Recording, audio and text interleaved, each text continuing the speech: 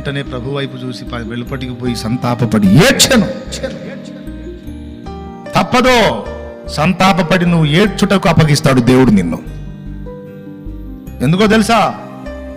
నీ నమ్మకత్వం మీద, నీ నిజాయితీ మీద నీకు ఓవర్ కాన్ఫిడెన్స్ చూడు, దాన్ని విరగొట్టాలి. నేను చెప్తున్నా, లైవ్లో ఉన్నోళ్ళు కావచ్చు, ఇక్కడ కూర్చున్న వాళ్ళు మనందరికీ కూడా చెప్తున్నా, నువ్వేదైనా నీతి నిజాయితీగా ఉన్నావు, పరిశుద్ధత కలిగి ఉన్నావు, సత్ప్రవర్తన కలిగి ఉన్నావు అంటే అది నీ గొప్పతనం కాదు, కాదు, కాదు, కాదు. దేవుని కృప, దేవుని కాపుదల, అంతే. తప్పు చేయకుండా దేవుడిని ఎరిగిన కాడ నుంచి ఇప్పటిదాకా నీతిగా ఉన్నావు అంటే అది నీ గొప్పతనం ఎంత మాత్రం కాదు, అది దేవుని అద్భుతమైన కాపుదల, భద్రత.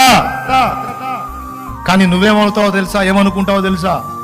కొద్ది రోజులు ఇలాగనే కొనసాగిన తర్వాత ఒక పొరపాటు అభిప్రాయంలోకి వెళ్ళిపోతావు. ఏమనో తెలుసా?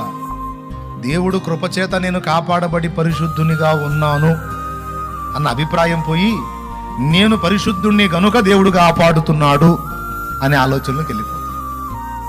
మళ్ళీ చెబుతాను, దేవుడు కృపచేత నన్ను కాపాడుతున్నాడు, ప్రాకారమై ఉన్నాడు, దేవుడు తన కృప నా ఎడల చూపినందున, నన్ను ఆయన నిలిపినందున పరిశుద్ధుడై ఉన్నాను అన్న అభిప్రాయం పోయి, నేను పరిశుద్ధుడై ఉన్నాను గనక దేవుడు నాకు ప్రాకారమై ఉన్నాడు అన్న అభిప్రాయంలోకి వెళ్ళిపోతాడు మనిషి. సైకాలజీ.